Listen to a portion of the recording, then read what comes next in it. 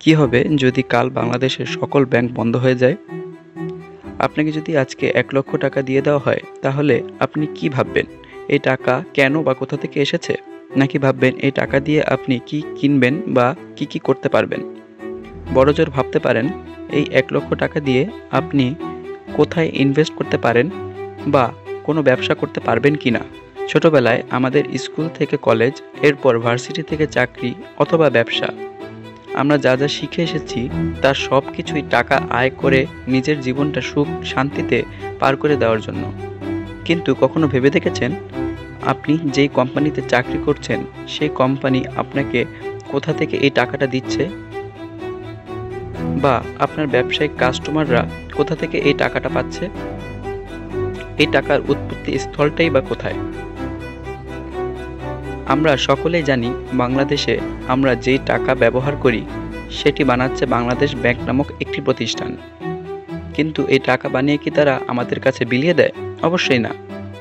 তাহলে এই টাকা আমাদের হাতে আসে কিভাবে, বা আপনার কোম্পানি অথবা ক্লায়েন্টের হাতে কিভাবে আসছে?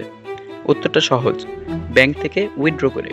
তবে এই ব্যাংকে টাকা বানিয়ে দিচ্ছে বাংলাদেশ ব্যাংক নামক একটি প্রতিষ্ঠান।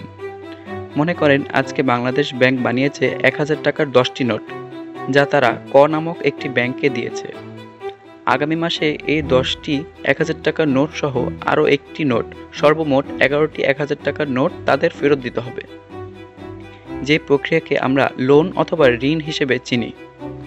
পরবর্তীতে এই ব্যাংকটি ১০টি নোট ১০ জন আলাদা ব্যক্তিকে দিয়ে বলছে যেন আগামী ১ মাস পর এই ১০টি ১,০০০ টাকার নোট এর পরিবর্তে ১২টি নোট তাদের ফিরিয়ে দেয়। মূলত এভাবেই হাত বদলের মাধ্যমে আজকে আমার আর আপনার পকেটে টাকার এই কাগজটি উপস্থিত আছে, যেটি থাকার কারণে আজ আমি, আপনি, আমরা সবাই এই ঋণ প্রক্রিয়ার সাথে ওতপ্রোতভাবে জড়িত। কিন্তু এই চক্রবৃদ্ধির গোলকধাঁধায় আমরা এটা ভুলেই যাচ্ছি যে টাকা বানানোর কোনো ক্ষমতাই আমাদের কাছে নেই। ১০টির সাথে ২টি কিংবা একটি বাড়তি নোট আমরা কখনোই কি নতুন করে বানিয়ে এই ঋণ পরিশোধ করতে পারবো? আদৌ কি বাংলাদেশ ব্যাংক তথা যারা টাকা বানাচ্ছে তাদের আমরা এই একটি বাড়তি নোট বানিয়ে দিতে পারবো? অবশ্যই না। কেননা টাকা বানানোর বা নতুন করে টাকা তৈরি করার কোনো ক্ষমতাই আমাদের কাছে নেই। যা আছে শুধু একটি দেশের সরকার অথবা ব্যাংক ব্যবস্থার। তাহলে আমরা কি আজীবন এই টাকার গোলকধাঁধায় পড়ে থাকবো? ঋণের এই বোঝা থেকে কি আমরা কখনোই বের হতে পারবো না? এই শিক্ষা ব্যবস্থা, চাকরি কিংবা ব্যবসা, এগুলো কি সম্পূর্ণ মূল্যহীন?